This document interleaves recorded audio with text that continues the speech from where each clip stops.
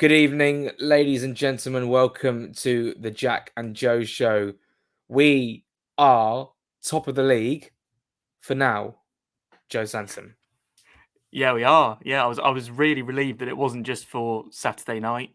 We're there to stay for at least until Wednesday, which is great. I mean, it's first time for weeks. What, since the Stoke game, I want to say, in Yeah. August when the table was very young, but feeling very good. Another good day out, another good win.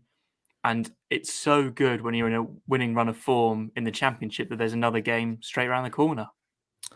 Against a Derby County team who I suspect will be talking more about the Bournemouth game yesterday than we will about Fulham against Barnsley, because that's all I want to talk about right now. The fact that Bournemouth lost to Derby.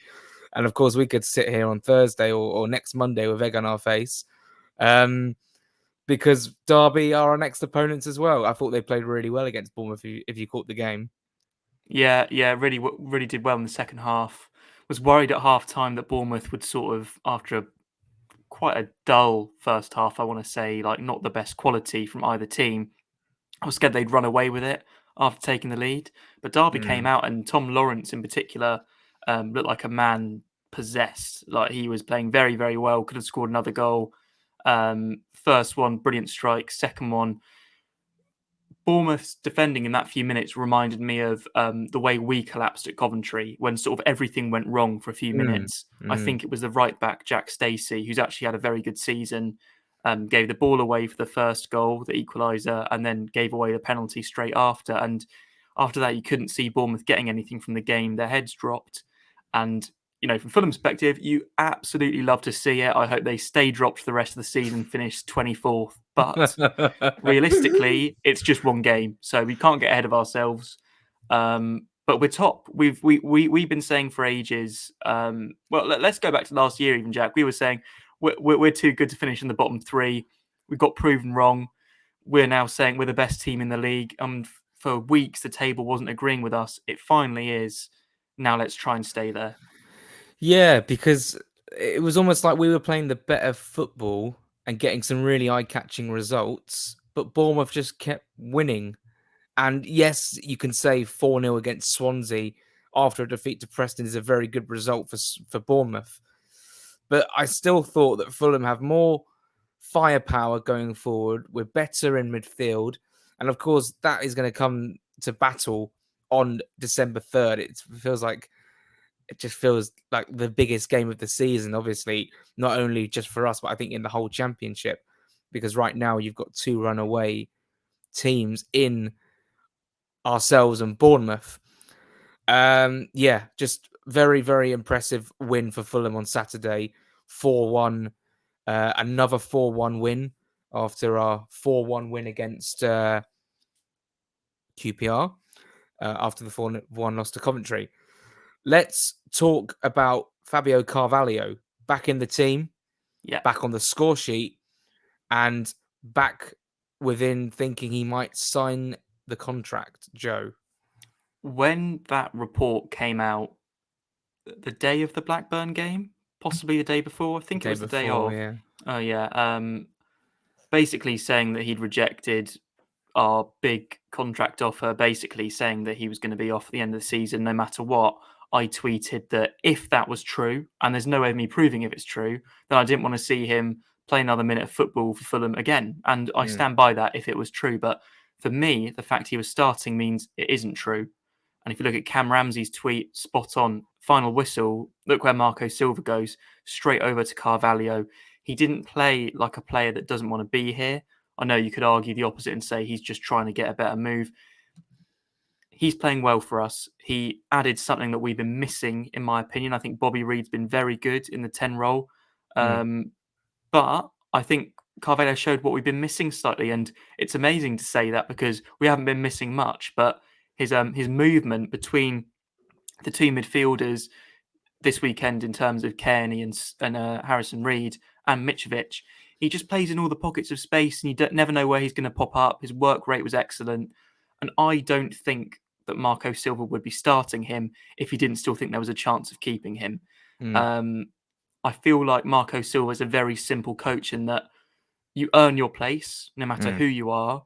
You keep your place until you no longer deserve it, although we'll Mm. come on to the Tosin Hector situation, which might be interesting. Mm. And you only play if you're going to give 110%. And that's all we can ask as fans. Great performance, great goal. Interesting celebration, considering it was Really Barnsley, interesting. but Yeah. a bit weird. Apparently, they were chanting something like, "You're just a soft southern such and such," when he went over, and so he gave a bit back, but a bit weird nevertheless. But yeah, I was delighted to see him back in the team. In terms of, I think that it's a good sign, and his performance definitely made me want to keep him in the team for the foreseeable future. But what did you make of it all? No, I was very impressed with his performance. Very surprised to see him back in the team, but good surprise. I was delighted to see him back in the team, as you know, he is that sort of quick play in between the lines that we've sort of missed outside the box. Bobby D Cordova-Reid is a great player. I love him to bits. But that sharp bit of pace, quick snapshots that Carvalho can do. He missed that sitter in basically added time at the end of the game. But still, it was an outstanding performance. And what baffles me is that a kid like Fabio Carvalho, who's in the first team of a team like Fulham, who almost, touch wood, look destined to go up, why he's getting all these voices around him. And this is what I hate about football at the moment. Young players who are stable and they're in a good place in their career are getting all these people around them, trying to influence them to go to bigger clubs. Your Real Madrid, your Barcelona, your Liverpool, your Manchester United. Yeah, I get that. But you're not going to have the career you want right now by going to those teams. It's almost like your career is delayed by 3 or 4 years. For me, it doesn't make sense. For me, it makes sense to stay on and sign for Fulham. Because like I said on the podcast last night, if we're in the Premier League next season and Fabio Carvalho's in the squad under Marco Silva, he's going to get a shout. He's not going to be left out the 18. He's going to be in that 18. Therefore, he's going to be playing against the likes of those teams, the Liverpools, the Manchester Uniteds. I don't see the appeal right now, and maybe that's just my bias, of going to a bigger team sitting on the bench. The only exception you can make is Harvey Elliott, who got into that team for Liverpool and then unfortunately injured himself. Well, didn't injure himself, but got injured against Leeds. Yeah. And he was breaking in, and genuinely he could have maybe been in a shout of an England squad place at some point because he was playing very well. But it doesn't happen often. Fabio Carvalho should sign a contract, whether it's 3 years, 2 years, just sign on and you can play Premier League football, or hopefully you can play Premier League football with us next season. Seems like I'm getting way ahead of myself, thinking that we're already in the promised land. I don't think it's quite there, Joe. But any other standout performances? I know you're a massive fan of Kenny Tete. He, of course, assisted the first goal for who, Alexandra Mitrovic goal, Yeah. 1-0. If only we had the best all-round striker in the league, I think we'd be doing really well. Tete, I'm a big fan. You know I am. Great cross and a great performance. One if about the performance was the goal we conceded, when to be honest, about 5 or 6 of our players just forgot how to play football for about 10 seconds, which was really strange. And you had Tete and Hector just sort of bumbling back a bit. But I think he was probably knackered, to be fair. It's his first 90 minutes in a long, long time. Obviously, only had that 45 minutes against Peterborough and a little cameo against, who was it, Nottingham Forest away when we were both there at the City Ground. Happy to see him back. I think he's the best right back in the league. One-on-one, I don't think you'll get better. And he was brilliant again. Not the best opposition. Yes, that's true. But you can only perform against who you're up against. And crosses like that are what I want to see more from him, because I think we had a few last season when we sort of saw 2 goals early on, both to Mitrovic, coincidentally, one against Ipswich in the Cup on his debut, and the other Leeds away when we lost 4-3 for the third goal when the comeback was on. 2 great crosses, 2 Mitrovic goals. Same again Saturday against Barnsley. I want to see more of that from him. I think he's so dangerous going forward, but we just need to see a bit more end product when he's in the team. And I know there hasn't been much of a chance for him this season, but I thought he was very dangerous going forward and very solid defensively. So happy to see him back in. think it will be tough for Odoi now to get back in if there's not any fatigue or injury or suspension. I thought he did fine. I feel like that moment against Peterborough when he was just sort of getting skinned by Siriki Dembele, that was just sort of a natural time to put the Mr. Tete back in to see what he can do. And he came on, and let's face it, if you go back to that Peterborough game, I know we're not talking about that, Dembele didn't get a sniff second half. First half, he was their main focal point. Second half, I don't remember him causing us any issues. So that's the difference a quality player can do. One thing that I want to come on to, and I really want your opinion on this because I saw a few people on Twitter were split. Tosin, he's back from his 3-game suspension on Wednesday night. He could play if Marco Silva chooses him. I think Hector's done fine myself. I don't think he set the world alight. I thought he looked a bit shaky at times on Saturday and in the other 2 games. Actually, not Blackburn, because he had nothing to do, but Peterborough, a tiny bit shaky. What do you think? Because my personal opinion was to bring Tete straight back in when he was fit. I know this isn't how Silva does it, but this is how I would do it. So I would bring Tosin straight back in because I think he's a better defender. But I know a lot of people think, why change a winning defence? Why change a winning team? Leave Hector in. Yeah, going off trends of what Marco Silva's done this season, I will now probably imagine that Hector probably starts. And I disagree with that. I think that Tosin, like I said in the last show we did, is part of the spine, therefore is our most important centre-back, therefore should be playing every game that he's available for. But the way I see it is that Marco Silva basically likes to give everyone a chance. And if Hector's, he conceded 1 goal in 3 games and we've won 3 games, I don't see why he warrants to be dropped if you look at Marco Silva's point of view. But logically, I would play Tosin. I think he's the more steadier at the back. His aerial duels at the back is very vital. He clears a lot of balls away, and he's just very, very good for us. Michael Hector almost scored at the weekend. He hit the post, very, very close to making it 1-0. Great effort, yeah. I think Tosin should come back in, but I wouldn't be surprised to see Hector. And against a Derby team who've got like Ravel Morrison, Kazim Richards, Tom Lawrence, I would trust Tosin a little bit more just to deal with those sort of threats. But you never know. Fabio had to work his way back in the team. So did Kenny Tete, and Tosin might be the same. But I don't want it to be the fact that we'll keep Hector in until he makes a mistake, which will cost us a game or a goal or a point. Yeah. And then Tosin comes back in. Tosin's clearly the better defender. I love Hector to bits. I think Tosin should start. And we should also think long term, if we get promoted, even if we don't, who's got the starting place? It's Tosin. If we go up, it'll be Tosin. If we stay down and we can somehow hang on to him, it'll be Tosin. He's the future. He's who we're building our defence around. Therefore, play him if he's fit. Before we come on to the Derby game on Wednesday night, games are coming thick and fast. You love to see it in the Championship, especially now the internationals have finished until March. Let's talk about what you foresaw, Adam foresaw, in our last show when you were talking about West Brom's fixtures. And it wasn't Huddersfield Town that I was thinking was going to be the victory or the defeat, for West Bromwich Albion by losing by a 1-0. I saw it pop up on my phone at 3:05 or 3:06, and I was thinking, that's great news, but they'll obviously come back and get a result, and they didn't. And now, Joe, we're 9 points clear. And I think, personally, if we were to go on and win our next 2 or get 4 from 2, our next 2, and West Brom maybe drop a couple more points, I genuinely think it might be done for West Brom. The way they're playing at the moment, I can't see them catching us with this bigger gap, let alone a bigger one. And their next 3, as you said, that we referenced the next 4, but obviously they played Huddersfield now. Blackpool away tomorrow night at the time of filming. So the day before we play Derby. Oh, wow, that's huge. Then they've got Forest at home, who are on a mini resurgence. Maybe not as much last few games, but they're a much better side.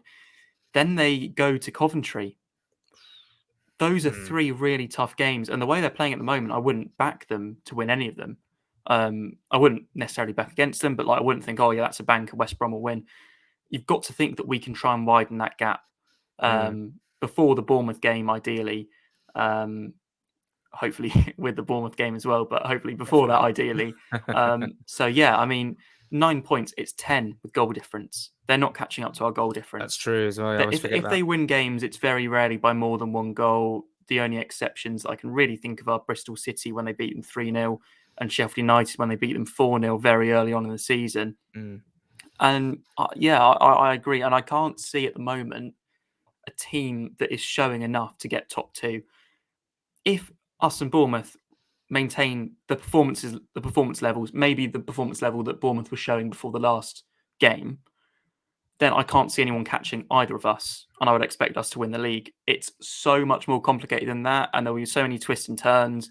I'm sure there could easily be some point during the season where we're finishing in the playoffs very easily. Like suddenly everything changes. But the way we're playing at the moment, I can't see it happening. And the way they're playing, I think the far more likely scenario is that Ismail gets sacked, because they were terrible again.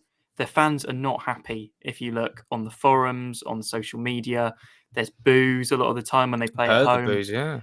It's dull football, and dull football, as I've always said, I don't mind as long as there's results to come with it. You cannot accept dull football when the results are not coming your way. And as a team that is, let's face it, meant to get top 2, it was meant to be 2 of us, West Brom and Sheffield United, maybe Bournemouth, but with our parachute payments, you expected us 3. It's unacceptable for them to be putting in such poor performances, and it really, really reminds me of us in 1920, where if they do win a game, perfect example, Birmingham at home, that I stupidly spent my Friday night watching, when they beat them 1-0 with a Carlin Grant wonderful goal. Nothing else happened in that game. And it really reminded me of the sort of Hull Fulham in 1920 when Cavallero curled one in from 30 yards. Nothing else happened in the game. Moment of brilliance.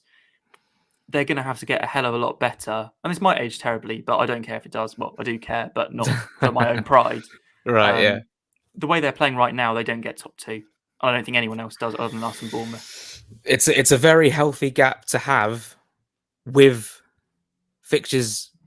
I don't know. Just the way in which we're playing. Bournemouth on a little bit of a wobble at the moment. That's 2 defeats in like 4 games now for Bournemouth. Yes, they recovered quite well when they lost. Well, they recovered very well when they beat Swansea. How they recover, I'm not sure. Who they're playing in midweek? Sorry, who? West Brom? Who are Bournemouth playing in midweek? Bournemouth playing. Oh, they're away to Millwall. Oh, we like that. Come on, Mill. I'm constantly thinking of West Brom, but Bournemouth, they've got a tough few games coming up, because theirs before they come to the Cottage, which is going to be a tough game for both of us. They've got Millwall away and then Coventry at home. Well, I mean, it's tough. It's what a league. This is. I mean, I don't want to get ahead of myself at all, but I'm very. I don't know. I'm just excited about what could potentially happen this season. What are we going to talk about? I was going to just briefly touch on West Brom and the fact that Valerian Ismail played this such aggressive style of play with Barnsley. Sometimes it just doesn't suit another team in West Brom. Livermore got sent off at the weekend. That's a 3-game ban. That's a straight red. Slightly harsh, I thought, but we'll take it, I suppose. That's a key cog in their midfield for those next 3 games. I think tomorrow night's Champions League is getting ditched for Blackpool versus West Brom, if that's obviously on the telly. Just on Ismail, Jack, you said a good point there that the style of football doesn't fit the players. I remember when Scott Parker looked like he was definitely going to be off. Ourselves on this were discussing who he'd want to take over, and I was ringing the Ismail bell because a lot of people were, because what he got out of that Barnsley team, he played to their strengths. And I thought that group of players should have been nowhere near the playoffs. What I said at the time to caveat it was, I don't want that style of football. I want him to be able to get the best out of the squad like he did at Barnsley. And I thought that he chose that style of play because that's what suited them best. We've now seen at West Brom, that's the style of play. It's not to suit the team, because that style of play does not suit this team. Direct balls up to Carlin Grant, who's tiny. It makes no sense. Play the ball on the floor, and I'm sure you get a lot more out of them. And it really has surprised me how poor they've been. Yeah, you're watching the Jack and Joe show with myself, Jack, and Roy Keane. I've got next to me, opposite me. I quickly just want to ask you something quickly before we go to the Derby game about Marco Silva. A lot of people were very sort of underwhelmed when he got appointed. it's sort of because we didn't really know where we were going after Parker. And it's turned out so far, and I'm going to touch wood for the second time in this video, it's been a fantastic appointment. And I just like him because he gets the best out of the players. He's got a very, very good mentality, especially with the youngsters. He's trying to keep Fabio Carvalho at the club, which is very important. He's ditched the likes of Anguissa. He's brought back the likes of Seri and Mitrovic. He's brought in players who have made a difference, like Harry Wilson, Rodrigo Muniz. I mean, this is the perfect match. I couldn't be more happy with the way that things are going with Fulham at the moment. Could you imagine if we'd have got someone like a Valerian Ismail or a Chris Wilder? It's one of those things, isn't it? It's perfect right now. Yeah, in like at the time, I remember I was feeling a bit torn on it. I didn't know what to expect. You know, the last time he was in England, it didn't end well. He had the whole saga with like joining Everton when he was at Watford and sort of like flirting with them during his time there. Then he failed at Everton. Yeah. And I was a bit underwhelmed when I first saw the news. It sunk in a bit more, and I thought, okay, this is his chance as much as it's our chance to get back into the Premier League where we both feel we belong. I couldn't have imagined it starting this well. The football's some of the best I've seen us play ever, possibly the best, other than a few Slav games. I enjoy this style of football. It's not possession for possession's sake. It's counter-attacking football when we need to. It's direct football when we need to. Crosses in the box when it suits us. It's just getting the best out of our players. And that's all you can ask for from a manager. And I've been so delighted with what I've seen so far. Without being unrealistic, we scored 4 against Barnsley. We genuinely could have had 7. Yeah. Because Kenny hit the bar, was deflected. Carvalho missed the open goal. Mitrovic's close range header, which was saved. Just bundles of chances. And it's just fantastic. And to have, 48 goals at this stage this season? Our goal difference is like plus 29. It's unheard of at this level. It's almost record-breaking numbers. Let's finally move on to Wednesday night's game. We've got another game. We sort of kind of touched on Derby already, but what are you expecting from a Fulham point of view in terms of a lineup and how we might play and how the result? In terms of the way we set up, in terms of the game plan, regardless of the players, it has to be the same as Barnsley, but with a quicker start. We didn't really mention that, but it was a slow start. Early goal is key, and we ended up getting that 20 minutes, I think, still counts as relatively early, and it just makes the other team come out, and there's so much space, and it makes it a whole lot easier rather than the Peterborough game, for example, where there was no space other than the Mitrovic goal in the whole game. In terms of the lineup, I'd make 2 changes. I'd bring Tosin back in, as I've already said, for Hector, and I'd make 1 change in midfield, which would be Seri and for Kearney, purely because Kearney, I wouldn't want to risk him playing 2 90 minutes in a row. Seri on the bench, I think it just makes sense. In terms of what I expect from Derby, from what I saw yesterday, is a team that is just giving everything because they've got nothing to lose. Everyone's written them off. They're back on 0 points. It's like their season starts now. They've taken a big scalp on Scott Parker's finely groomed scalp on Sunday.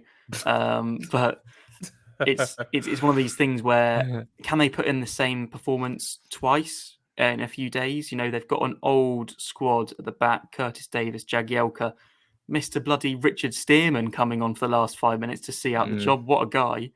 I don't know what to expect from Derby because I almost feel like I'm nervous about them.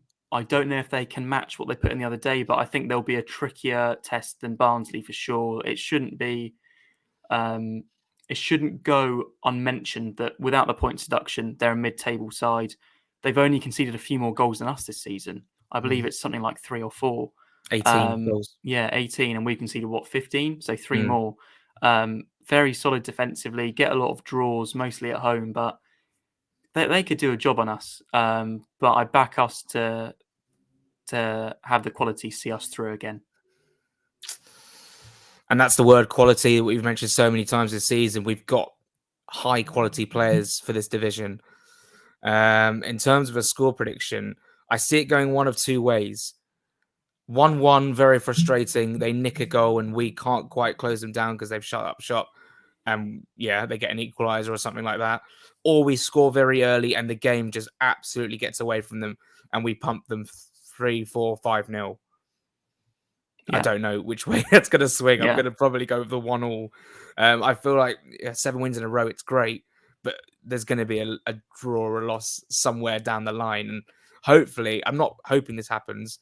Hopefully, we keep this wonderful winning run continuing. And if Bournemouth can drop some points, West Brom drops points in midweek, and we take full advantage of it, then suddenly that's, a lot more points clear. Joe, what about you for a score prediction? Well, that'd be lovely what you just said about being even a few more points clear of both of them. Score prediction, I'm feeling confident in this team. I don't think we got out of second gear on Saturday, and I don't think we needed to. There's definitely another level we could go up if we needed to, and we haven't needed to for a while. I'm going 3-0 Fulham. I'm really feeling confident. Hope this doesn't age terribly. Could be a banana skin again, and I think it'll be a much tougher game than Barnsley, but I just think that we have the quality to see us through, as I said. I think every game's a banana skin because we have got such high We're the expectations. team to beat, aren't we? Yeah. Exactly, yeah. I'd say that Bournemouth is not a banana skin. It's an actual crunch game of the two probably best teams in the league. And of course, we will preview that next Monday after we play Preston. We've still got another game. If we beat Derby Wednesday night, where are we on Thursday? Live. Hooray. It didn't quite happen when we won our last midweek game against Cardiff. I think it was Cardiff because of certain... Yes. Or Blackburn. Was it It was Blackburn, actually. Oh, it was Blackburn. Yeah, because of just technical issues. But that's a promise. We will be live Thursday evening if we win. And so far this season, we haven't lost midweek. So I'm going to touch wood for the third time in this video. Making a dent in this desk by just slamming it every time you say something. Mum's going to be like, what has happened to this desk? And I say, I've just been touching wood so much. I reckon let's leave it there. Yeah, I reckon let's quickly touch on Preston. I know it's hard to talk 2 games in advance. But yeah. We have another game Saturday, 12:30. Whoever put Preston away at 12:30 on Sky needs sacking, but we will be up there. Me and my brothers and Jack Stroudy and a few others on that 7:13 a.m. train from Euston. How do you see this one going against a team who just lost to Cardiff by 2-1? Well, I've seen a few shouts for their manager to go from their fans. They've got Middlesbrough away before we play them. Wilder versus them. So interesting to see if they lose that. If you would doubt a decision would be made before the weekend, but they're under pressure. I think it's a tough game away, as any away game is, because I just feel like we're a scalp at the moment. Yeah, we're the team to beat. Any team that gets a point against us and stops that winning run will be buzzing. But at the moment, I can't bet against us. Tough game. Regardless of what happens on Wednesday, I'd back us to win this one about 2 or 3-1. Yeah, let's just see what happens Wednesday night. I can't really make a prediction before we see the performance on Wednesday. I would back us to win the game, though, against Preston. You just feel like with Preston, they've got a manager in Frankie McAvoy who's going to be the one to take Preston forward now? They've had this massive regression over the last couple of years. Alex Neil felt like he could take them as far as they possibly could have gone. They went to the brink of the playoffs. They couldn't get into the playoffs. And now I'm thinking that a manager like Daniel Farker is available. Maybe hit him up. Or anyone. Preston, they're just a team at the moment in a little bit of... They're just trying to find their feet. Yeah. And they had a couple of decent results before the international break, but that loss to Cardiff was a real dent to them in their progression this season. There's a lot of teams down there like that at the moment who can't quite get any momentum. The Blackburns, the Bristol Cities, the Prestons, whereas you've got the likes of Cardiff who are really picking up some momentum now under their new manager. And that's it. It's championship. This is what happens. There's 24 teams, and we are the top team in the division at the moment, clear by 1 point. Joe, how does that make you feel? It makes me feel good. It's a bit PTSD inducing, the fact that we are technically in the standings of England 1 place behind Newcastle again. We're 21st, they're 20th. We're chasing them again. We're chasing them again. I back us to catch them this season, though. They're absolutely crap, and it makes me really annoyed that they could have just continued being this crap at the end of last season. Yes. Good times. Long may they continue. Football's a weird game, so we just got to enjoy it while it lasts. Derby weren't expected to beat Bournemouth, neither were Preston. Now we play those two teams, so it's going to be tough. We shouldn't get ahead of ourselves, but we've got to be confident when we're playing this well. Look, we could sit here on Monday with no video on Thursday and be like, we're only 3 points clear. Yeah. And we're now second. So you just never know in this championship division. Thanks so much for watching today. We'll be back, hopefully, fingers crossed, touching wood for the 4th time on Thursday. On Thursday evening around 7 or 8 o'clock, 7:30ish, for a live stream. Let's enjoy Wednesday. Enjoy whatever you get up to before the game and enjoy the game. And Joe, thanks so much for being here. Thanks a lot, Jack. Enjoy the game, everyone. Yep, we'll see you down there at Craven Cottage and then up to Deepdale on Saturday morning. Come on, Fulham. We'll see you then.